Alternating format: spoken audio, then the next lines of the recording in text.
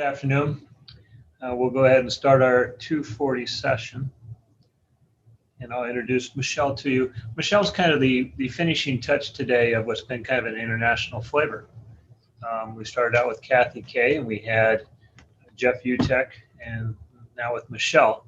A number of things they have in common, but one of the things they really have in common is they have worked not only as facilitators and presenters, but also as teachers and administrators worldwide. And so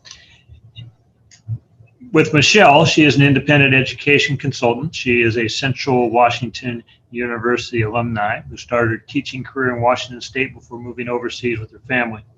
She spent 21 years teaching and leading curriculum and professional development in the American International Schools in Saudi Arabia, Indonesia, Poland, and Dubai. She is currently working with schools interested in transformative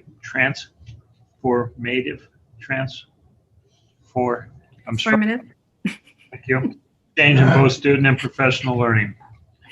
Through workshops, coaching, and partnerships, she helps schools establish instructional coaching and teacher leadership programs that promote highly effective collaborative teams. She facilitates experiences that enable teacher leaders to see bigger picture within their schools and explore strategies that support school leaders. Michelle Kuntz.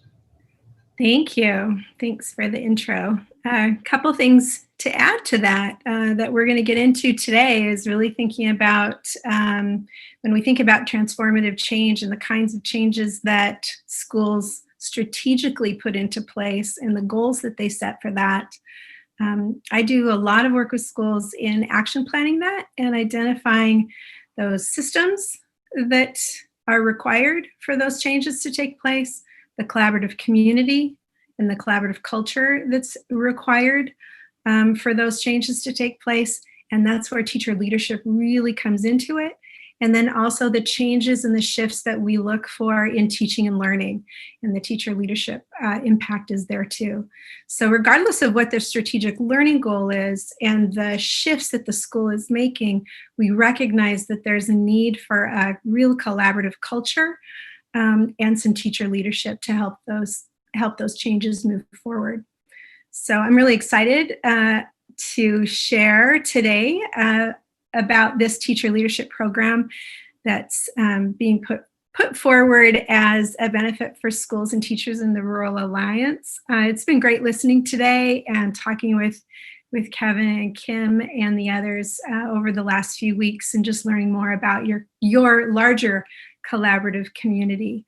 I think it's exciting, the things that you're putting together and the support that you offer for each other. And I hope that we can make this program be that supportive for your teacher leaders and the principals that are connected to those teachers. So, as been a through line topic today, learning is very complex. And schools, of course, have always been complex organizations. And every year, just that video that if you were in Jeff's session, that video showed us that each year the complexity really increases. And the work of school leaders becomes more and more complex also.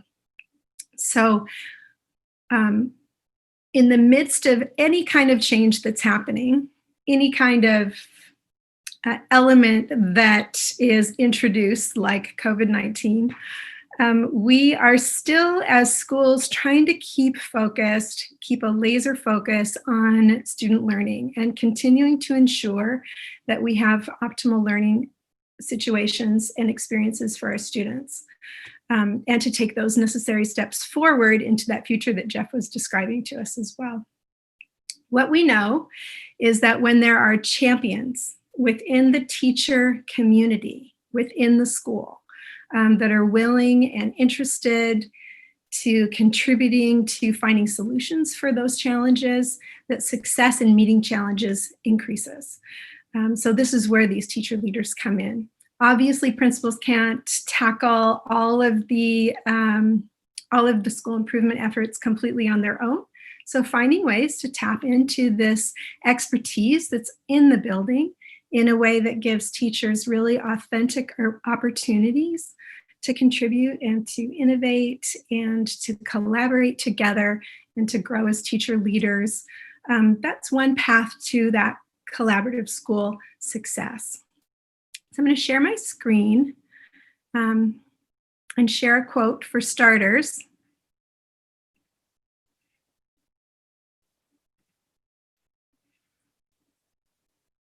And this quote might have originated somewhere besides Brent Much, but he was my my school superintendent at the American School of Dubai. And I heard him say this so many times in the 5 years that I worked with him there. Not all change results in improvement, but all improvement requires change. So what I'd like you to do is, see if I can, is take a moment and think about the goals for learning that you have within your school systems. And in the chat during Jeff's session, I saw tons of them when he had the stoplight up there, things to stop, things to continue, and things to start. So thinking about those goals that you have for learning within your school systems, and then thinking about the kind of change those learning goals require. And this could be prior to COVID. This could be adding more inquiry to your system. It could be more personalization, personalized learning, mastery learning, really taking a look at standards-based grading, whatever your goal is in terms of making the student learning experience better. What are those goals? And just reply in the chat. So take a minute to think, but reply in the chat. What shifts in teaching and learning is your learning system engaged in? What are some of those teaching and learning goals? And if you can add that right in the chat.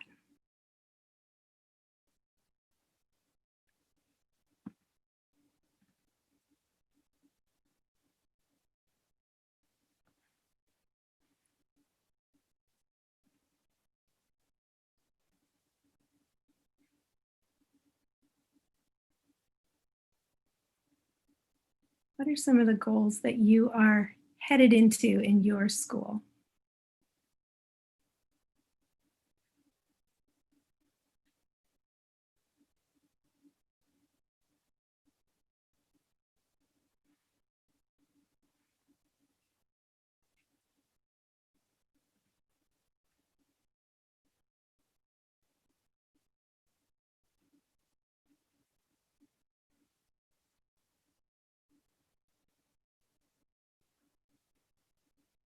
Okay, so we have Google Classroom. That's new for some teachers. As we've moved into online teaching and learning, Google Classroom has become a staple in a lot of school districts. That's actually something that schools have used before online or before COVID hit. So something that maybe schools will continue to learn how to work with those. Management systems. Okay. Standards-based grading. How to do it in the hybrid right now. Any others?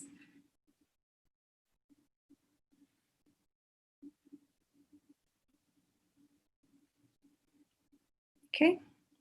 So thinking about those changes, I'm going to share a cartoon that I've used often when we've talked about change, and have you take a look at this cartoon.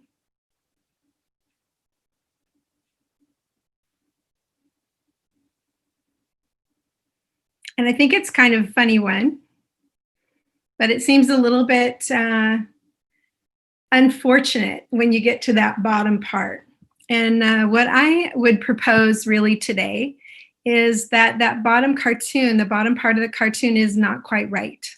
And that's because in our school systems, we actually do have other people. We often think that we don't have other people that can help us lead change, but we really do have other people.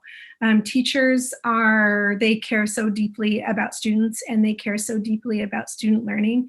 And there are people within that teaching school community that are willing and that have really innovative ideas and that really want to collaborate and learn with their colleagues and move those systems forward.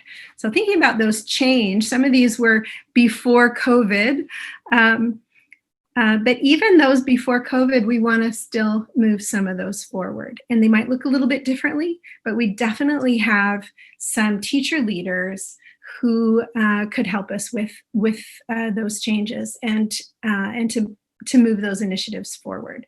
Your job then is to figure out who those people are. And our job is to equip them with some strategies and skills to make that collaborative community really come to life and be a really positive place within the school. Okay, so who are those people? So let's take a look at that. We have people that we're looking for people who have a willingness to learn. That one's obvious. The second one there is a willingness to be a champion. So it's someone who's really committed to thinking about collaborating with their peers. Someone who is interested in some action research maybe, or just collective inquiry, looking at student work together with their colleagues, and they're thinking about results and changes and improvement. So willingness to be a champion for students basically, and for student learning. We're looking for people who have a sense of self-efficacy and willingness to persist. So this is super important right now because there's always outside pressures and there's always outside conditions. And we definitely have really serious outside conditions right now. But for teachers to recognize that even though those conditions exist, there are things that we can do within our classrooms, whether they're virtual or face-to-face, that make the learning experience better for kids. And we can still make those shifts. And they don't have to be experts in it. So none of this requires any kind of expertise because we're building those skills and hopefully giving them experiences to improve on their own strategies. But really that idea that they can not be expert, but they can work with their colleagues to learn more. So really willing to persist and learn.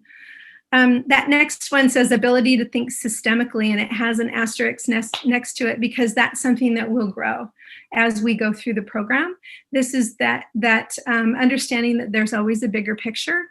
I think that, at least in my own experience as a teacher, I had, if I think about a camera analogy, I had a pretty telephoto lens on what was happening in my classroom and with the students and the faces that I saw every day. As I became more of a teacher leader, that camera lens started to widen a little bit, and I started to see how all of the systems, or at least some of the systems, connect together. And then when I went into more leadership and more leadership and more leadership, I understood that there's always a bigger picture. And so people who can begin to think in this systemic way. And that last one says influence with colleagues. And again, it has an asterisk. And I put this at the bottom because some teachers have influence with colleagues, but not necessarily a willingness to learn or a willingness to be a champion. Or an ability to think systemically or understand that big picture. And so we're thinking about this teacher leadership program as one that can influence really that collaborative culture in a really positive way. So those are the who's, understanding that we'll grow some of these skills as we move through the program. Okay. The actual program, these are two assumptions that I want to put out there. It's a recognition that teachers really do have a role in the culture and the impact of the school's learning program. And it's also not a pathway to administration. It's recognition that some teachers want to stay in the classroom, but they have this leadership capacity at the same time. So it's keeping these really impactful teachers in the classroom, developing their collaborative skills, developing them as maybe as mentors, sharing some responsibilities, doing some solutions work with them in terms of the challenges ahead, and really building their own capacity to lead. So that's part of the assumptions of the program. the focus areas that we'll be really paying attention to. I've already mentioned actually that first one, teacher leadership, the big picture. This is really exploring roles in teacher leadership. It's different than administration. They are colleagues with their teachers, so there's not a position necessarily of power. Sometimes it's a team leader, a department head. It still doesn't really necessarily have a position of power, though, so that can be complex even in its own. How am I a leader when I'm here with my colleagues, and how can I be delicately and graceful about those conversations? So that bigger picture. It's also where the systemic part comes in. So we'll talk a lot. We'll do some work thinking about managing change and transition in schools, and really looking at the polarities that exist in school systems. So that bigger picture. The next one we've talked about a little bit already, developing highly effective collaborative teams. So how to use team time really effectively. What are some of those functions and dysfunctions in a collaborative team? So we can explore those. And also really taking some time to think about leading discourse, what it's like actually to share cognitive conflict and how that can be really healthy and really positive and not a negative. So decision making, consensus building, that kind of thing. And then when we get into the building team capacity and teaching learning, we'll be looking at that system again, really taking that wide lens and identifying different protocols and ways to look at student work, to identify how the collaborative planning might help us, to do some different walkthroughs or lab sites or sharing lessons or visiting each other, that kind of thing. Different ways for professional learning so that teams can learn together and they can really focus in on the results that they're desiring for their students. So those are the three really big areas. They really reflect. So here's Senge from 2006 and Fullen from 2015. Very similar with some shifts that Fullen has modernized that a little bit, but that's part, if you're familiar with these, that's really part of what we're thinking about in terms of how teacher leaders can really contribute to a learning system. Okay. So the program components I'll talk about real quickly. We'll have monthly virtual workshops, as Kevin said this morning, 5 to 7 with the whole group, and we'll be able to be more specific about when those are once we have our participants. There's also a component that includes one-to-one coaching, up to 3 sessions with each of the participants. And this could include their principal if we're trying to think about that system again, and that would just be one-to-one. Okay, in our virtual world, it'll look more like this than the first pictures, but you get the idea. Program schedule, this was actually listed on the announcement, the flyer that went out, so you can refer to it again. As we're thinking about it, the program launch will probably be the last week of October or the very first of November. The virtual cohort sessions will be 60 to 90 minutes, depending on the topics and the content of the session for that particular month. We'll do early December, sometime in January, February, March, and April, and then very early, probably the first week of May is when we'll close it up. The virtual coaching will be periodically throughout. So I'm going to try and do a beginning, a middle, and an end with each one of the participants. They might not all fall in November, January, March. It kind of depends on how the participant schedules work, but we'll hit 3 for each. So that's the program schedule. And then some important dates just to put in front of you before we open this up for some questions. 10 days from now, it would be great to have those participant names submitted so that I can be in contact with them and we can finalize some of the dates. And we'll actually do our program launch sometime between October 25th and November 2nd. Okay, so I'm going to unshare my screen. Stop share. I'm going to give you a minute to think. If you have any questions that are that you want to pose, you can put those in the chat. You could actually unmute and say them too. And Kevin and I'll field the questions. So if you have questions for him or if you have questions for me.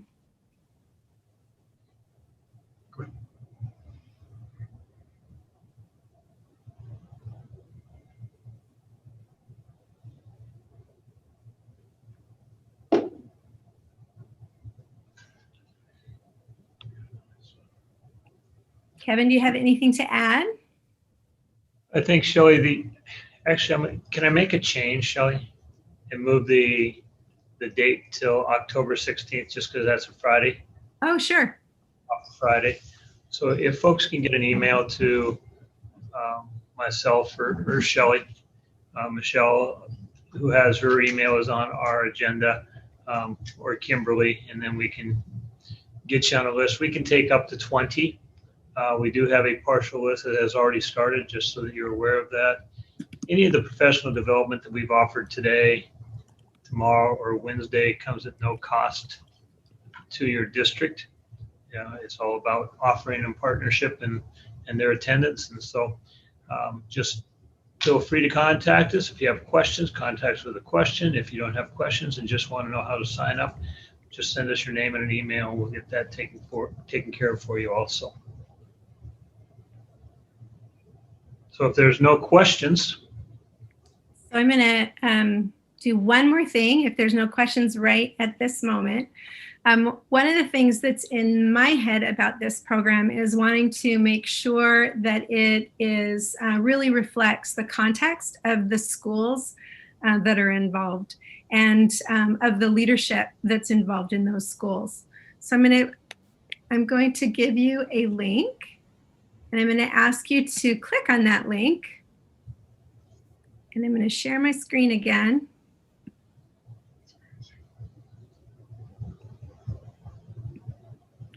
This is Padlet. Some of you may have used a Padlet before. But once you get onto this link, this is just a thinking routine. So if there's anything that you still would like to know, this is a way for us to take away some of your thoughts, kind of like your exit ticket for this, to take away some of your thoughts and questions and context for your own school. So North, if there's anything else that you need to know about the program. East is what excites you about the prospects of this program. West, what might worry you about this idea.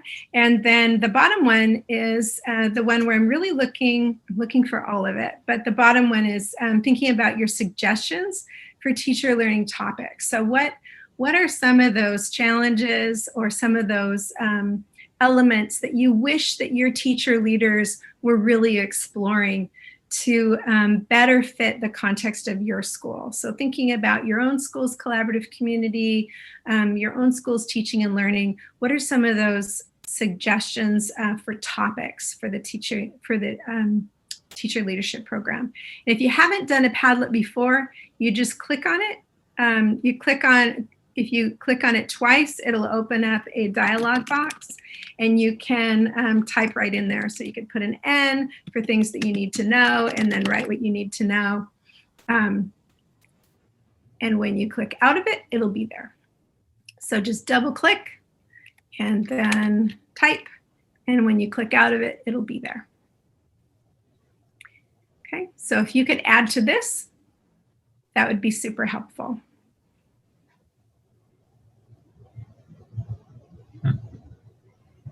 What did you call this again?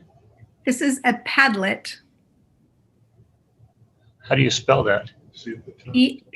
P-A-D. I can put it in the chat, I think.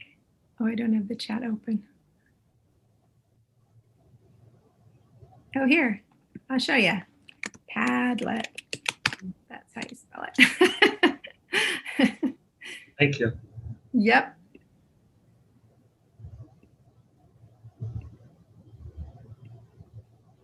You let me know when I'm ready to move on. this is actually a great tool to use with kids in distance learning when you're trying to have them brainstorm or put together any kind of thinking routines. Padlet is a great tool.